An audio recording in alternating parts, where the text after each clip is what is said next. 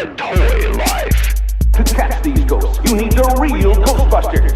Nice landing, Han Solo. Spaceships and Luke Skywalker sold separately. Batteries not included. That toy life. So there are two main races that you have to think about. There are the Pleiadians and there are reptilians. And we don't talk about the Nordics. They're mean. So do they have like bad spaghetti or something? Yes. They're very scary, I'm pretty sure they're Nazis. Pretty much anything I oppose, I call it a Nazi. That's just kind of how I do it. Yeah, well, you've been reading AboveTopSecret.com, haven't you? No, FlatEarthSociety.org. Yeah. Oh, gosh. Welcome to That Toy Life, where we discuss toy news, toys, geek culture, and Flat Earth. Yeah, and Flat Earth on occasion. We believe in a flat Earth for a flat you. I'm Ray. That's Austin with the Flat Earth, and that's Ashley with the not Flat Earth. Yeah. And speaking of aliens, we found out about NECA showing us an alien of our own that we know from our good old days. Alf. Dude, when I got that announcement, I think you sent it to me first, because usually I get like alerts whenever NECA will post stuff. For whatever reason, I didn't get this, but oh my God, they have announced Mr. Alf, and I'm very happy. I mean, I'm just happy because it comes with a cat sandwich. And I'm to the moon. It just always brings me back to the Millhouse joke, where he sold Bart's soul for some pogs. And he said, it's Alf in pog form, but now it's Alf in NECA form. In NECA form, and he looks really, really good. Yeah, it does look really great. Yeah. I want to see him next to another NECA figure just to get some scale. Oh yeah, that's a good idea. Yeah, I wonder how tall he actually is. I'd say maybe he'd probably be maybe around half the size of a normal character, either that or like a 4-inch figure. Yeah, well, I would say so. I'm guessing because he's not going to be as big as I'm trying to take into consideration like most of them are like 6-inch figures. So if you put it up against Michael Myers or some of that kind of stuff, I would say he's probably about 4 inches. I'm guessing. That makes sense. I hope he's not like super tiny compared. But no, I mean, look at all the joints. I'm hoping he's not as tall as like one of the regular figures, because that would kind of suck. I doubt it. I'm sure he'll probably be like kind of like a shorter, like just a shorter figure, but not like super, super short. It looks like he's got a pretty cool like set of accessories to come with him. Besides the cat sandwich, it looks. Is the next picture over? So he's got a radio. I really don't know. I don't know if these things will come if with they are not. accessories. I mean, the cat's got to be because looks like popcorn, and it's probably a joke from the show that I can't remember. Looks like broccoli or something. I don't know. Or is that a bag of yarn, like green yarn? It could be like to lure a cat to him or something. I don't know. Check out the comment. Bring me back in yes. Oh man. I also agree with this comment here. We need to see a Johnny Five figure. No. And then the guy in blackface too. We need a figure of him. Wasn't there brown face or whatever you want to call it? Wasn't there like an Alf TV movie? Like it took place after the show. Well, I always remember there being a joke. It could have been from the show. Like this is like childhood memory mishmash. But I remember there being a joke about him going to a cat bar. If you know what I'm talking about, a cat club, and because he thought that there were going to be cats there for him to eat, and then he goes in and it's a strip club. But that's good. Yeah, I could have speaking of that, that's in my head. I need to go try and search for that. Yeah, but you just reminded me of something. I found out an interesting fact yesterday or lately, but did not know this existed before. So I'm watching the Coneheads movie. Now I find out there was an actual Rankin Bass Coneheads cartoon in the 80s. That had a lot of the same themes, like a lot of the same story ideas that the movie has. They had already done it like almost 10 years prior in the 80s, like early 80s, through a Rankin Bass cartoon. Yeah, like it totally blew me away. Never knew it existed. It's like now I at least kind of want something from it. I don't know why, because I've always loved Coneheads. I love Dan Aykroyd. So yeah, and they did the voices. It was like him and Jane and Lorraine. You know, I was gonna say him, Jane, and Lorraine did all the voices for the cartoon, and probably whoever the Saturday Night Live people were at the time. But no, I mean, just looking at it, you know, with that Rankin Bass animated style is just so cool. I mean, if anybody's not familiar with what I'm talking about, I'm mentioning like the Hobbit cartoons. The Rankin Bass also did this was stop motion animation, but they did the rotoscope, Rudolph the Red-Nosed Reindeer. Oh. I thought, they did do Frosty. Frosty was animated, so you're so think of like the Frosty animation. It's kind of like Hobbit. So it's so cool. The only thing is they used. I'm sorry. Didn't they do the Hobbit? Yeah. They did the Hobbit movies, like the Hobbit, and there was a Return of the King cartoon. Yeah, I thought that was Ralph. What's his name? Yeah, it was weird. Like, so Rankin Bass did the Hobbit, and then Ralph Bakshi came in the 70s and did the Lord of the Rings, but it only went to like somewhere in the second book. Like it ends kind of like with Sam and Frodo wandering off, down the road. I think they ran out of budget or something like that. Something like that, or they were going to do another one, and then they just it flopped or something. But they did that, and then they turn around, and then Rankin Bass picked it back up later, and just did a Return of the King cartoon. So it kind of was a way to if you were watching it to a certain point, if you had watched their first thing and then watched that Ralph Bakshi movie, this kind of at least helped you make sense of the story. But it was still weird because it really wasn't a sequel to the Rankin Bass. I mean the Ralph Bakshi movie, but it did happen to follow more of the third book than anything. So yeah, it was weird. Oh wow, they did Thundercats cartoon. Did Rankin Bass do Thundercats? Yep. Silverhawks and Tiger Sharks. Oh wow, I didn't know they did Thundercats. Yep. Wow, I didn't know that either. So what else new every day? So what do we have anything else besides Alf from NECA? I have a question for you because we're still on the topic of aliens. Okay. Do you prefer Father Conehead, Beldar? Do you prefer him with or without the mustache? Oh man. So like Dan Aykroyd, he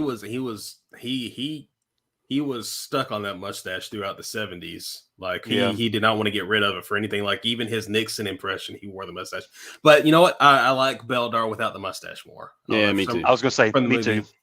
The cartoon has him with the mustache because it was like at the time they were adapting it from the show, so that made sense. But it still kind of threw me off. I'm like, they need to just erase it because it looks like Gomez mustache. It's like little mustachios.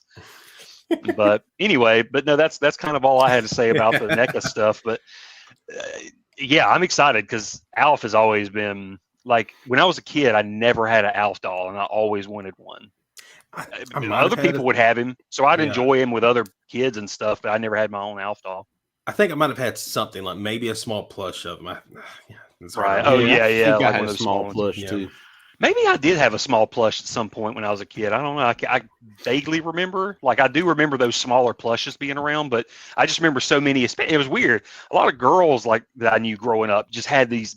They would either have like the big Alf doll, or they would have Fievel. I would see a lot of Fievel dolls, and I wanted that one too. I love Fievel. I think I had Fievel too. Yeah. Yeah, I feel like did it come from like? I feel like it wasn't like store bought. It was almost like you bought it at a Pizza Hut or something like that, or am I wrong? Yeah, I feel like that. Yeah, that sounds about right. Or McDonald's maybe. Something like that, but I mean, this was like a full-size doll too, is what was so crazy. Yeah. But I could have swore that it was something like that, I remember, like some sort of promotional thing. I do, yeah. I'm having a memory of a big Fievel, like because was it like a Fievel goes west, with the cowboy hat? Yeah, I think for sure Fievel Goes West had a Pizza Hut promotional, like a cross promotional. I'm pretty sure it did. So I remember that one. Now the first one, American Tail, I don't know. But yeah, I know for sure Fievel Goes West they were pushing that at Pizza Hut. I can remember that. The 90s, man. The 90s was the epitome of like fast food chains like maximizing their revenue by making toys because they bring in those kids. That kid profit was big. Yeah, I mean, but they had awesome stuff. I mean, oh yeah. Especially like McDonald's doing all those collector glasses and cups and stuff like that. Like to this day, I still think about the Flintstone glasses. I've got you probably could see them up there on the shelf. I got all the Batman Forever glasses. Oh, I mean, I mean, remember Hook? There was like there were other things too, but I specifically remember Hook. You know, the old Happy Meal boxes.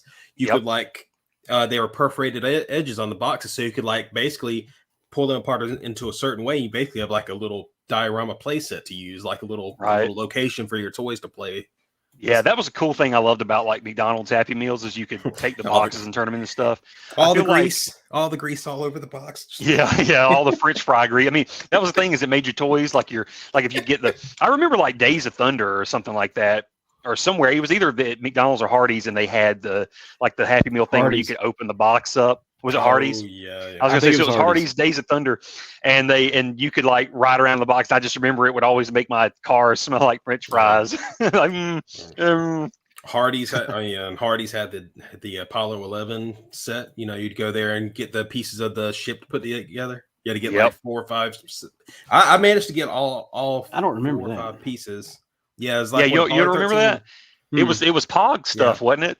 Yeah, because I think you got a couple Pogs or a Pog, but there was also like a Slammer, which is the metal one, and it was like a big silver dollar looking dude. And it looked like something when you completed a space mission or something. Like, here you go. It was maybe that big. No, it was legit. And remember, you would collect it up. Slammer, yeah, and if you collected all the pieces, remember it would build up to that big rocket. You can make the rocket. Yeah, you basically make a replica of the rocket from the movie. Yeah. I feel like the only time I've seen like really impressive. I mean, I've loved all the toys and stuff growing up, but like two examples where I feel like they went above and beyond was the Apollo toys, because you could collect them all up and build that big rocket. And then in of all movies, I remember Inspector Gadget, where you would build this huge Inspector Gadget, and it's so cool because even now you see it in like collectors love it. It's traded all over the place. It's legit. I tried so hard to get all those pieces when it was happening. Like I tried, I didn't get all. I think I was 2 pieces short. I got the back part of the torso. I got maybe 3 of the limbs. I was missing 1 arm and the front torso piece. My cousin had gotten all the Apollo 13 stuff. I think I only got like maybe 1 or 2 pieces, but yeah, he collected up every single one of them. So I got to see that thing built. It was pretty cool. I mean, I missed the good old days of toys. Well, at least Apollo 13 was a good movie to watch with it, because you know, Inspector Gadget, when it finally came out. Those trailers were great. Like I was thinking, like Matthew Broderick, Ferris Bueller playing Inspector Gadget. What can go wrong? Apparently, Nick Totopoulos. Oh my God! I was all psyched for it. I mean, I don't hate the movie, but it's pretty bad. I just remember the worst part of that movie is the evil. It's Inspector Gadget. It's going to be goofy, but I think the thing that throws me off about that movie is when he's evil Inspector Gadget and he's got those big fake chiclet teeth. Freaks me out. Oh yeah. I think that movie for me was like one of the first times I think I remember as a kid walking out of a movie thinking like something was missing from it. Like I don't know what was missing from it, and I don't know what it was, but it didn't feel like it was a full film experience with sitting and watching it. I think that was one of my first times I was just kind of like, I didn't really fully enjoy that like I expected to. I was part of growing up the same way. I feel like there was another movie that was pushed like pretty hard like that, like a kid's movie, like Inspector Gadget, that had like a real bad execution. I'm just trying to remember what it was. Oh, take your pick. I mean, I'm sure there's like. No, I mean, like when you were a kid, you noticed it, because a lot of times I would just be like, "Oh, that's good," and then when you're older, you find out that the stuff you like was garbage. Yeah, hey, I love Surf Ninjas. Double Dragon. Yeah, I was gonna say Double Dragon was pretty tough. I just remember as a kid, like, I don't know. I'm the only thing that kept me interested was I'm like, all right, it's got T-1000 in it, and they got those medallions, and like, cling, Other than that, I was like, this movie's pretty terrible. It doesn't, for at least for me, it didn't hold up like Street Fighter and Mortal Kombat. Scotty and Mario Brothers. I love Mario Brothers. That was a great movie in my opinion. It would have been, yeah. I mean, as I've heard people say, if it had been something that wasn't related to the Mario Brothers brand, if it hadn't been tied to it, it might have been seen as, might have been more well received a little. It would have been like something. It would. I don't know what we would have called it. It would have been something. It was a very unique setup, for a world that they made. So it what was else very. we got? I feel like. No, you brought up Mario. We got to continue this path. I feel like that was a real good product of its time, like of the '90s, where they had like you had the video game world, but then they were trying to mesh it with like I don't know. You know how that we had a lot of, for whatever reason, we were getting into like the post-apocalyptic stuff and like like Mad Max had gotten pretty popular and all that kind of stuff. Thunderdome. Yeah, Thunderdome was the big. I mean, it was just. I don't know. We still haven't gotten rid of Thunderdome. Like I mean, that was Thor Ragnarok. Right. Thor Ragnarok should have been called Thor Thunderdome. Yeah. No, for sure. So for sure. But I was gonna say, did you see that Mario's getting his own movie? Like, what do you mean? Like a animated movie comes out June of 2022. Oh, really? Starring Chris Pratt as Mario. That's what? Why'd you do that? Whoa. I don't know. Like I don't know how that's going to play out. I mean, I'm interested, but I personally don't have anything really against Chris Pratt. No, it's just just an odd choice. Yeah. That's okay. So I'm looking up the. Like if he plays a really bad Italian accent, he's going to get ripped to shreds for it. A bobbity beepity, bobbity boobity. Like the whole movie. He's going to get ripped to shreds, Okay, so here's the cast. Chris Pratt is Mario. Anya Taylor-Joy. Oh, yeah, the girl from the Gambit. Queen's Gambit. Yeah. Peach, Charlie Day as Luigi. Now I don't know why, but that makes insane. I love that. I don't know why, but I love that. Jack Black is Bowser. Why? Okay. Now, see, I feel like Jack Black should have been Mario. Let's see. Keegan-Michael Key is Toad. Oh, yes, I do. Okay, I like that. Okay. Keegan-Michael Key and Seth Rogen is Donkey Kong. Okay. Fred Armisen is Cranky Kong. That's gonna be cool. I forgot who if it's cranky like in Donkey Kong Country. Yeah, I remember Cranky Kong. Who's Cranky Kong? He was the Grandpa Kong. Like if you turned on Donkey Kong Country. Yeah. When you turn it on, he'd be sitting there rocking. Yeah. And then Kevin Michael Richardson as Kamek, Kamek. I don't know. I'm gonna have to look this up later. I know him, but I don't know the character he's playing. Yeah. Kamek. Yep. And then Sebastian Maniscalco. Kamek is the magic thing. The little with the wand, with the blue the pointy hat and the robes and has a magic wand. Yeah, from I remember him. He was in Yoshi's Island, wasn't he? I'm trying to remember. I think in the ones I remember him from was like Mario 3. Okay. Yeah. It's an interesting At least cast. he first. Yeah. Yeah, and then you got Sebastian Maniscalco. Yeah, he's a stand-up comedian. As Spike, and a cameo from Charles Martinet, whoever that is. I know Sebastian Maniscalco. He was this dude that was blowing up for a hot minute. I mean, he's probably still like popular in the comedian world, but his name was getting thrown around a lot just for a hot minute. He's a cool guy. He's like from the school of Andrew Dice Clay style of comedians. He reminds me a lot of that guy. Just a little more clean cut. He was he had a big role in not a big role, but he got a role in that Scorsese movie, The Irishman. So. Yeah, that cast list. I mean, it's a pretty solid cast list, but there's something about with movies these days, especially like when these big animated projects. It feels like all professional voice actors are just left out in the wind. It's all about getting these big name celebrity actors. Like you're pulling them in by those celebrities voicing the characters instead of just letting the story stand on its own.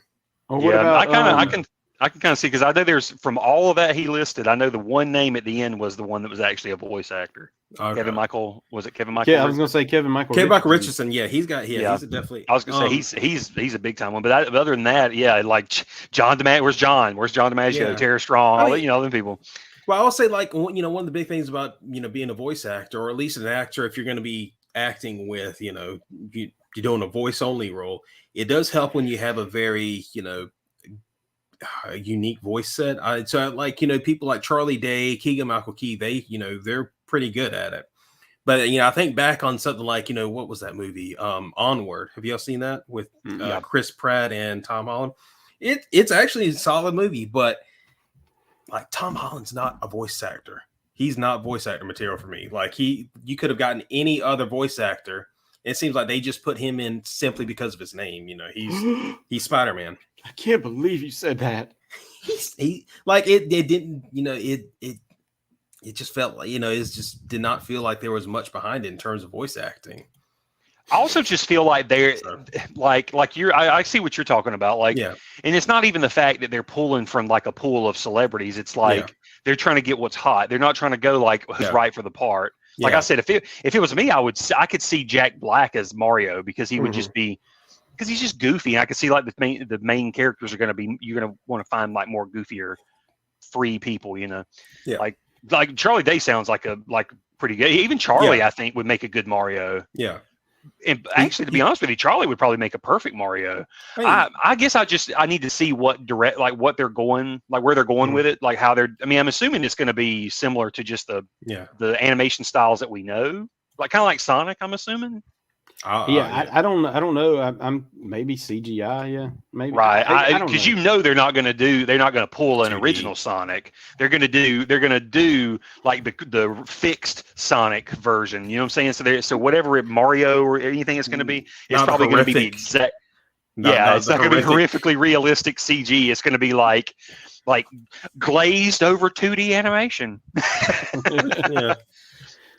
Put some fur on that cartoon. That's all they do. So, speaking of Sonic, know, we got the big news also about Knuckles, who's playing Knuckles' voice. Wait, who's going to play Knuckles? Idris Elba. Oh, really? Yeah, I'm interested to see how he does it. Yeah, I'm up for that. Yeah. Speaking of, did y'all see that video that's been circulating around about Idris Elba? It was from '95. It was when GoldenEye came out, and I guess it was in Britain. They were stopping people. You know, like promotionals. They'll stop people in front of the theaters and they ask them, "How was the movie?" And they're like, "Oh, it was great. It's a good movie." You know, they called him. It looked like he was in a mall, and there's Idris Elba with a friend, and they were just talking about how great GoldenEye was. I'm like, "Oh, look." Oh, Pierce Brosnan, he was great. He was great, man. Oh man, he's great, man. He's great, man. Yeah, he was. I mean, it wasn't like. I mean, he looked like Idris Elba. It was so funny. It was like '95, and he looked like he had maybe aged 2 years. He looked like the same haircut and everything. I mean, it was crazy. But, I think Marvel really dropped the ball on how they did him. Like with using him as an actor and using him in the Thor movies, he was so underused. When he had so much more like he did a great job of leading the Suicide Squad movie. You know, he showed he can carry a film. You know. Oh, for sure. Yeah. I mean, even when he was playing like he did when he was the villain in that Star Trek Beyond. I mean, I thought he did a great. I mean, and you didn't even see his face through most of the movie. He didn't really appear until the end. And I just thought he was like that was to me was a new realm that he was exploring because. You know, normally an actor like that's going to be like, no, I want to show my face. I want to do dramatic roles. But no, he had like a bunch of prosthetics and it was scary, like super scary. So I'm all for Idris Elba. I'm like, hey, do it. But hey, you know, we were talking about NECA. I just saw that I think one of y'all mentioned another NECA release. See if I can put it up on our screen here. Is any of y'all Dungeons and Dragons fans? Huh? You like the D&D? No, I hate it. My wife is. Oh man, I played one game of D&D and I had fun. Wow. Yeah. So that's Warduke and Grimsword. I know I've seen him as an action figure before, like in the early 80s. He looks cool. Looks expensive. Yeah, I was gonna say looks. I like these accessories though; they look really cool. I mean, I'm going to try to find pictures of those guys. I thought y'all cut out on me for a second. I mean, we cut out on you. I was going to say we can cut you. We can cut you out of the show. Yeah, I'm having computer issues. So. Oh no! No, I'll tell you another thing. I'm like super, super, super excited about. What's that? And Hasbro just announced some big news, at least in my opinion. And y'all know how much I love me some droids cartoons. Well, Hasbro has announced. Like yeah, Hasbro has announced that they're doing like a line of droids figures, like basically just in reference to the old. I mean, like I guess the card stock they're doing references, but they're updated figures. But yeah, they're doing a Black Series, so 6-inch version of the Boba Fett character from the Droids cartoons, and so I'm guessing this is going to be. I'm guessing this is going to be one of those box styles, kind of like the like this one, where it's going to open up. Yep, okay. Exactly. Yeah, that's how I gather. It's going to be in that Droids box style, but it's going to be the Boba Fett that was like in the Droids cartoons and the Christmas special. Awesome. But then they're going to do 3 3/4-inch droid figures, which I am super excited about. I've got those are cool. Those are awesome. Yes. But hey, can you click on like the C-3PO? No, I can't click on any of these. I was trying to figure. Oh, they're going to do a 3 3/4-inch Boba Fett too, so that's going to be. Oh, cool. Those are 3 3/4-inch. Those are not 6-inch. Yeah, the droids aren't. Only only the top Boba Fett is going to be 6-inch. Yeah, he's going to be in the Black Series, and these are just part of what technically the vintage collection. Oh, dude, they come with coins. Yeah, no, I mean, like just like the original card stocks. That's one reason why these might have to be ones where I'll buy 2 of each, so I can have one to take out of the box and one to keep in the box. I mean, because those boxes look so good. Because see, you can tell 3PO's head looks more like real 3PO and not Droids 3PO. Yeah, that's I'm a little disappointed with that. Well, sure. If you go back and look at the original release, that was just a regular 3PO, I believe. Yeah, you're right. I mean, that one in R2 was pretty much just like was pretty much like almost a re-release. So, the Star Wars fan in me wishes that, the Droids fan wishes that they look more cartoon accurate, but yeah, like I really do wish they would like put out maybe they could do that and just not call it the vintage collection. They could call it like I could see them doing that with not just the droids. They could put out some sort of animation line, and they'll do kind of like NECA with their Toonie Terrors. And you can do like a line of the droids, the Ewoks. They can do like re-release or releases of the Clone Wars cartoons. Yep. All that stuff, man. That would be really cool. And now they've got the new Visions series, so they could probably do some toys from that. Yeah. I'm sorry, I can't stop looking at click-wrap litigation trends. I know it. But no, man, I am definitely super excited about that. Nice. Yeah, that does look great. And I bet that Boba Fett's going to sell out pretty quick. Oh, yeah. No, he's probably going to go really quick, so I'll probably have to pre-order him. Well, tell me this. Who's a Transformers fan? I can go either way. Yeah. I was going to say, it looks like Hasbro dropped this. Yeah. Takara told me. Masterpiece Beast Convoy. Hey, I have no idea what he is. So this is from Beast Wars. This was a 90s cartoon anime 3D CG. I think this was their first foray into CG cartoons, wasn't it, Ashley? Beast Wars. Beast Wars? Yeah. Mm-hmm. So yeah, and this basically he was Optimus Prime's descendant. He was his descendant. And they got sent back in time to ancient Earth before they awakened, like the Ark activated or something. The Ark had landed on Earth already at this point, but it was prehistoric. It's just that is awesome. Weird, convoluted story. But basically, this is like the Optimus Prime of the story, but he's called Optimus Primal. Oh my god, dude, that is so wicked. Yeah, he does look great. Oh god, that's the best. Like I think that's the best version I've ever seen for like the action figure, because it looks how I remember it from the show. I just don't have the degree needed to be able to transform those masterpieces. You need like no, I feel you, because engineering my degree nephew to do that. I've never seen. My nephew has them, and yeah, I mean, I've never seen Transformers come with like removable, like different, headpieces and face plates. It looks like. Oh, really? Yeah. Well, they go above and beyond with these masterpieces. Yeah. I was gonna say it must be something for like this specific type. Mm-hmm. Like he comes with multiple faces for like the Transformer mode and for the Beast mode. That is awesome. But yeah, that does look great. I mean, not something that I would personally buy. Yeah. If somebody gifted that to me, I would be like forever grateful. Yeah, right. Chris, he's hinting at us about Christmas. If you guys want to, team up and I'm just playing. Start a Kickstarter. Go fund me. Go fund me. I need this. Help poor little Ashley get the greatest gift ever for Christmas. An Optimus Primal. Look, y'all, it's a gold Optimus Prime. Yeah, that does look pretty cool. Oh, and that's something, that's that same mold that they've been releasing like a gajillion times. This with the Masterpiece. It seems like who started that whole thing with we just released a gold version of the same toy. Todd McFarlane. I was going to say, was that Todd McFarlane? I was about to say, like, I keep seeing that with McFarlane. I was wondering if somebody did it before him. Back when, he first started releasing those Spawn figures, it was like, yeah, don't forget, try to find the variant gold clown or the variant gold Spawn or the variant gold whatever. I don't know. I've never been big on just gold variant figures. I've never been. I thought you were about to say big on Spawn. I can understand that.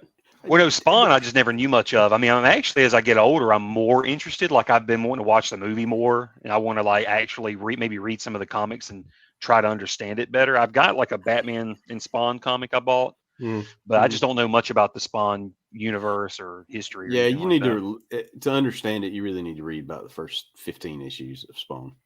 Yeah. I would do that. I tried the HBO series and my eyes kind of glazed over the first 15 minutes in. Really? No, the HBO series was good. Now I guess I need to try it again. But I'm coming at it from I saw it when it first came out. Yeah. And that could be I'm looking at it through a different lens back then than I do now. Yeah. And then my understanding was that it was a well done adaptation, wasn't it? It was. The movie was. I mean, I think it's just more. It's not so much it's bad. It just wasn't my thing. I guess I'll give it another shot. But at least, the only good thing about the live action movie was John Leguizamo and Michael Jai White. I was going to say that was enough for me.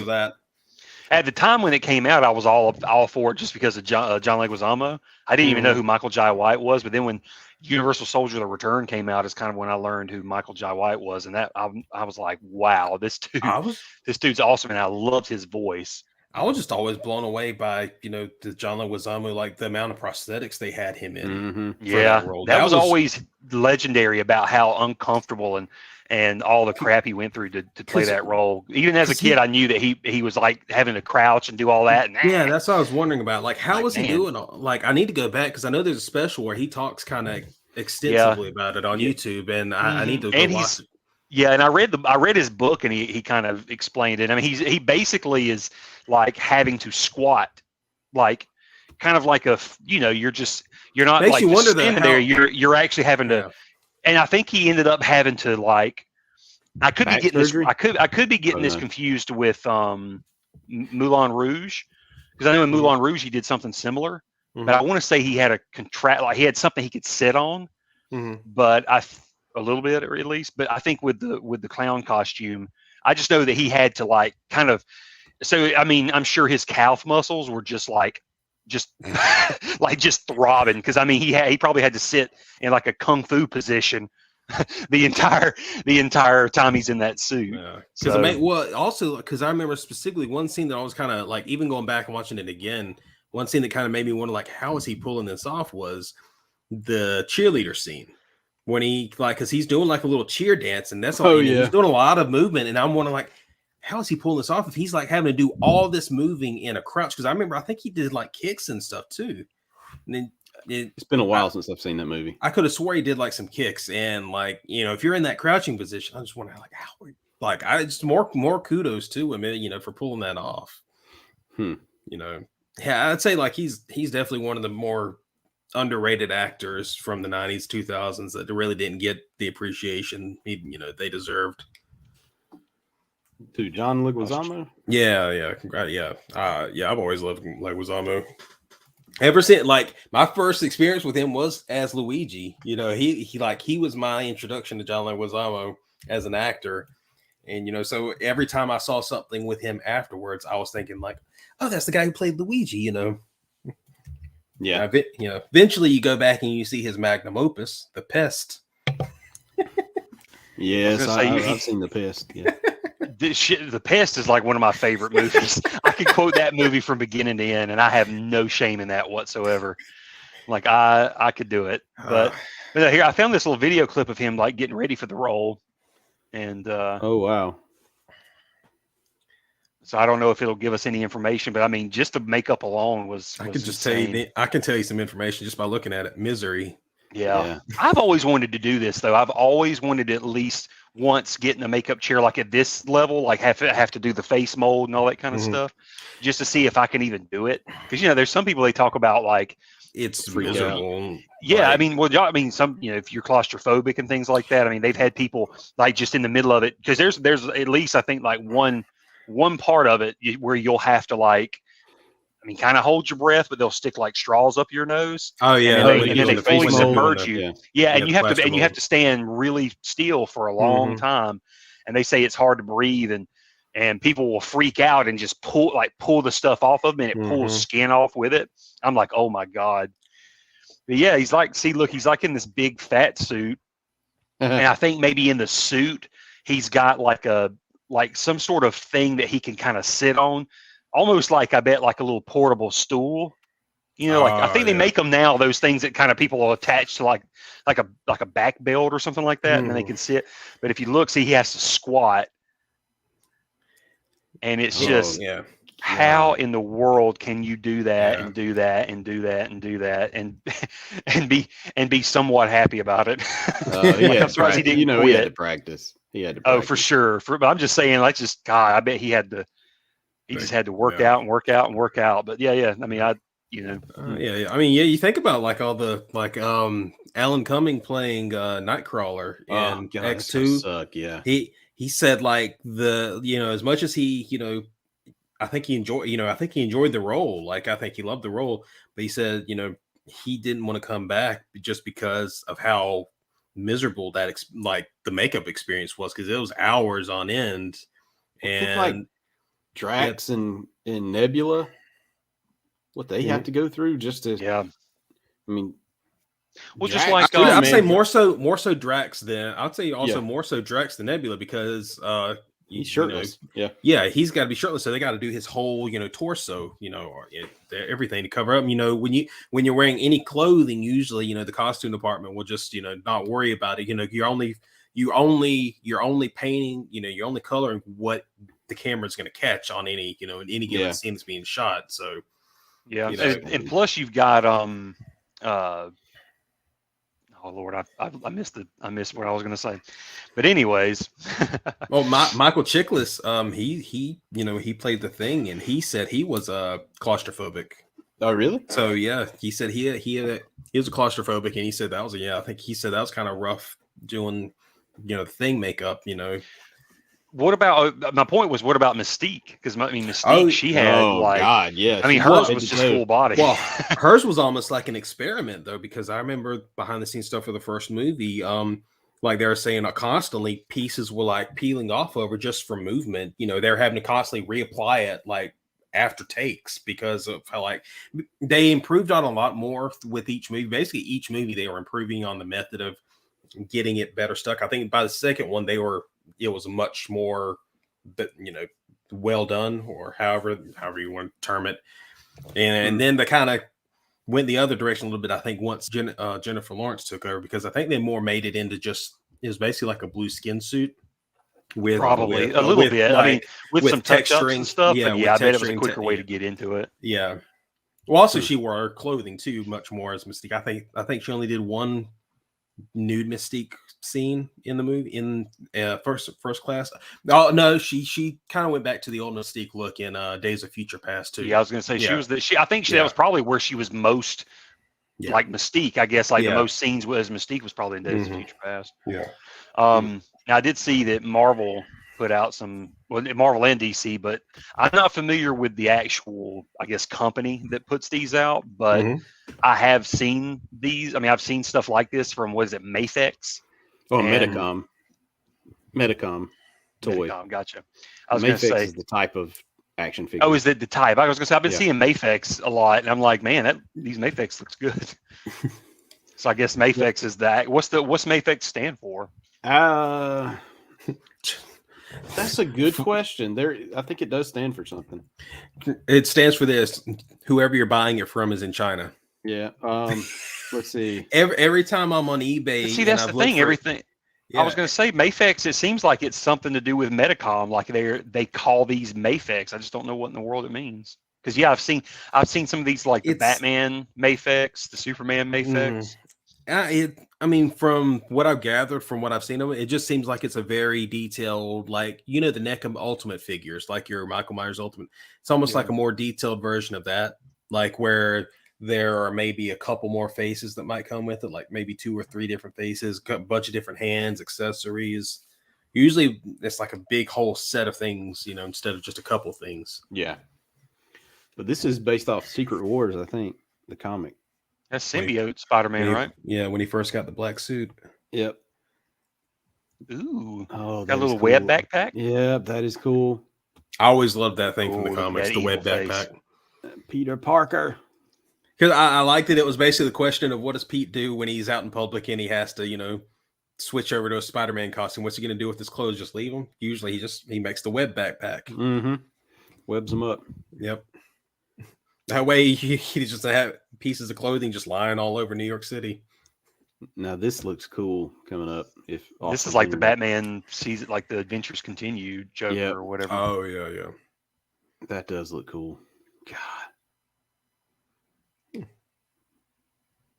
Yeah, I wasn't big on the design, like whenever they went to this like all white Joker face. But I mean, I love the animation already, like regardless. But it just wasn't my favorite. I still wish they had put the red lipstick back on him. I like the eyes though. The eyes are evil. They're scary. I just I don't know. I'd like to see this in like with the red lips and see if it makes it better. Mm-hmm. God, yeah, they do put out. I mean, but $100 a pop. Jeez. Yeah. Or even more, depending on the accessories that come with it. Yeah. Oh man, I was in GameStop the other day and I saw I've never seen these in GameStop, but they actually had the big NECA figures. Like they just had a shredder sitting there, and I about lost my mind. It was like $120. I just wanted to run out of the store with like, you can't catch me, because man, oh my God, about melted when I saw it.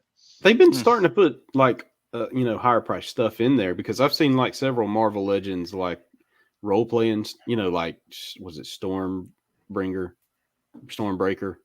Oh yeah, Thor's hammer, Marvel Legends. I mean, like one scale hammer. Some of the Marvel helmets, like War Machine's helmet, maybe. I saw a Power. They had like some of the Power Ranger helmets at GameStop. Last time I was there, I saw a Pink Ranger helmet.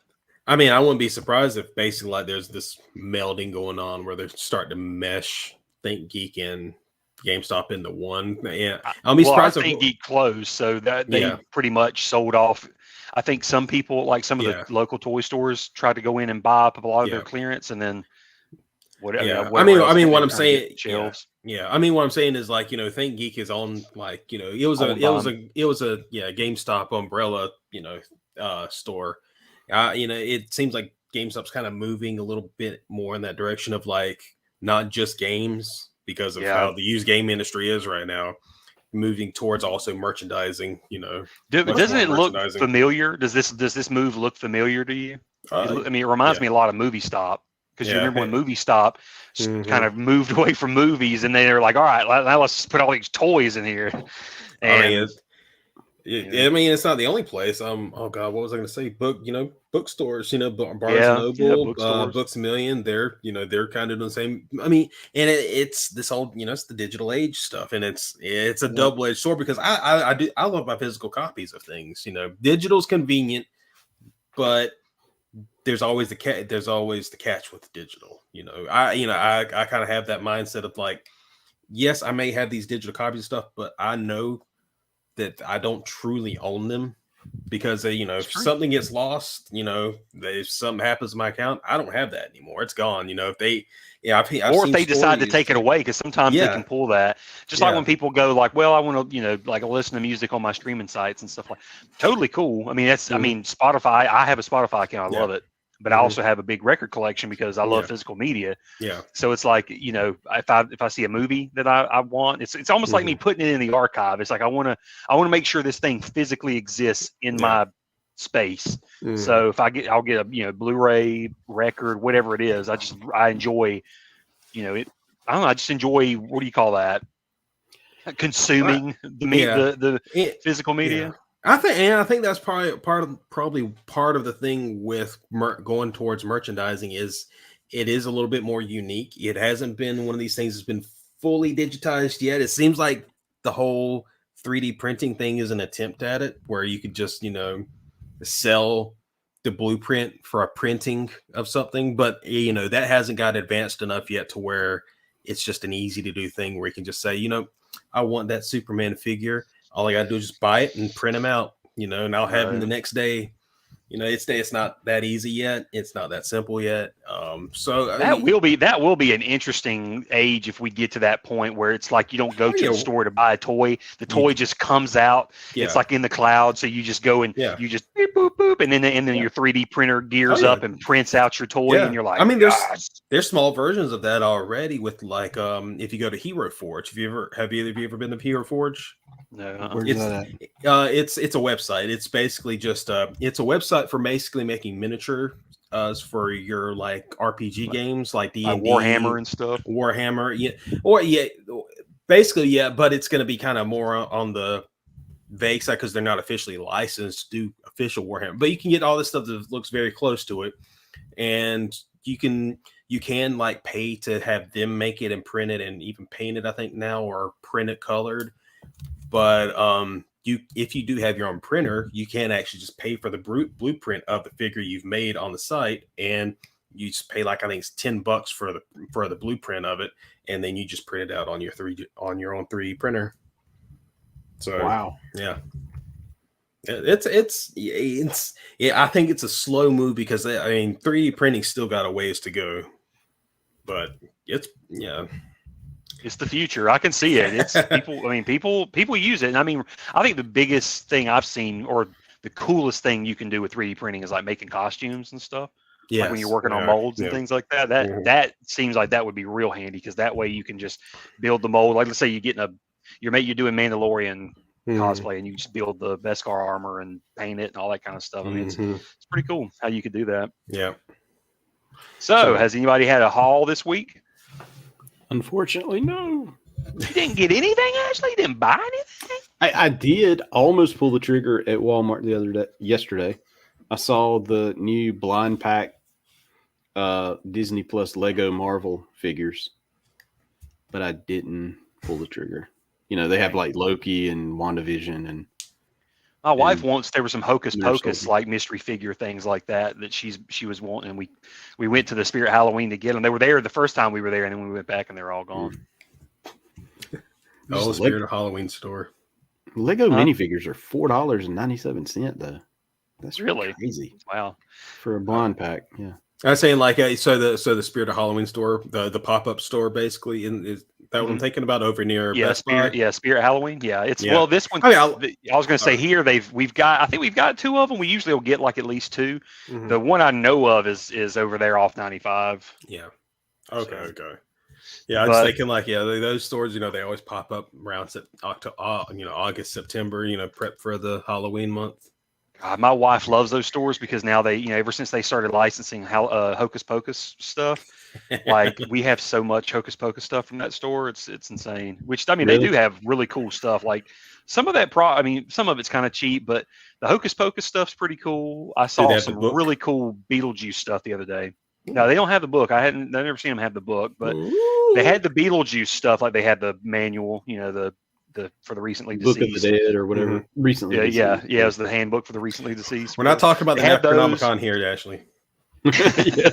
Sorry. What's really cool is they sell like the Beetlejuice tombstones. Like it lights up. You hit the button, it's like it actually lights up, and the Beetlejuice neon sign and stuff. They get some really cool stuff in there. But I actually did. First off, I didn't get much, but at Target they had these the Stay Puft mystery figures, so you can get whatever you wanted. Yeah, and I was like, it's pretty neat. And had to keep the box, but they I got the one I really wanted, which was the little mushroom. I mean, the little marshmallow guy on fire. Yeah. Oh man, how much was it? Like 5 something. Wasn't too bad. It's like 550, 560, something like that. Speaking of Afterlife, yeah, they put out the poster for the movie now, official poster. Now they're kind of gearing up for the release. Yeah, I'm excited. I'm ready, and I wish it was coming out because it was going to come out like a couple of days after my birthday, and then they pushed it back a week, so it'll be like the week after. But yeah, it's too bad they missed the October window on it. But I know that would have been a great Halloween present. Yeah, but I mentioned that I went to GameStop and I had no agenda, but apparently they had a sale going on, and my wife was very kind and picked up some basically my early birthday. Nice. But yeah, I got GameStop, apparently, at least the one I was in, they had a big sale going on. Like they had these were already marked down because normally these Ninja Turtle statues, they're also doing Power Ranger statues, the same company. Mm-hmm. They usually are $49.99 at GameStop or Think Geek, but they dropped these down to $29.99 at least Nice. in the store I was at. Yeah, I was super excited. I think you can do it. I think online too. So but and they had an extra. I'm sorry. Are those PVC or resin? Maybe resin. It'll be kind of heavy. Yeah, it's kind of heavy, but it's probably resin. Like it's not hollow. You don't think it's hollow? It's solid. That's the thing. No, I think this one is probably a little hollow. It feels a lot like PVC. The material. Oh, is it PVC? Okay. Yeah. I was gonna say this feels a lot like the same material they used to make the original one of these, like the Playmates. It's PVC vinyl. It's kind of like vinyl. Yeah. Okay, so PVC vinyl. Gotcha. Okay. So yeah, and then I had to get this. This was the reason I flipped out. I was like, this. They didn't even have this in the box. This was in their glass case. That's cool. So they had to they still had the box in the back, so they did give me everything that comes with it. But oh my God, this is just the most beautiful thing. Look at that. Oh. Kiss it right on the face. Okay, whoa! You're gonna need a room. Oh God. Sorry. I'm sorry. I was so excited. Man, anyway, it's good. Yeah, so hot. I think Austin's the only one with a haul then today because I don't have anything either. Yeah, me either. Sadly. Well, I can show off something. What have I not shown off before around here? I thought he was about to stand up and unzip his pants, but don't do that. Not here. It's a family show. Here's a Batman statue. Hey, I haven't seen it before, and that actually looks really good. Yeah. That reminds me of the Batman serials from the 40s? Yeah, this is based on the art of Dick Sprang, I think. Nice. Well, I mean, really, what year was those serials? You remember the black and white serials? It was like Batman and Robin. That, yeah. I think it was like 40s or 50s. 40s. I think it's the 40s. Got another one right here. Whoa! Don't fall. Batgirl. Now, is there any reason why they're in black and white?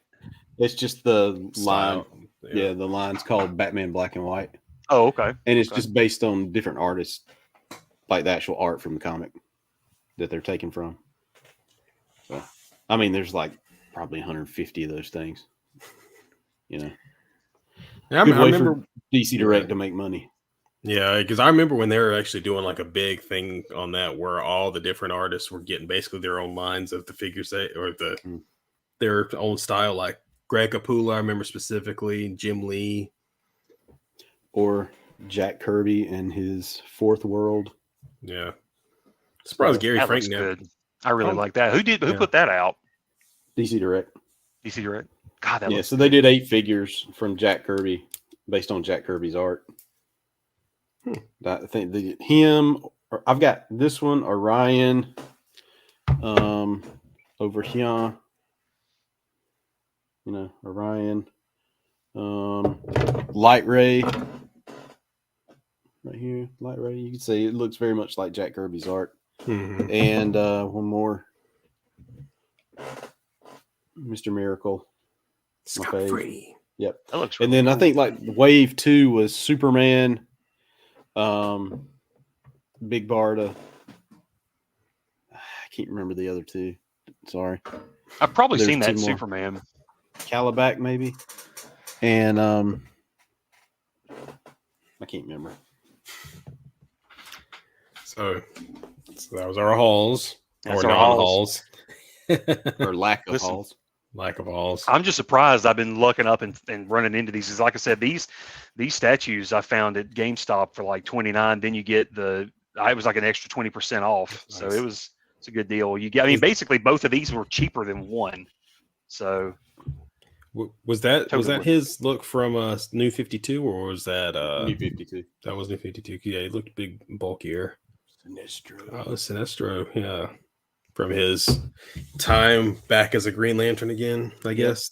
That was during the beginning of the New 52 era.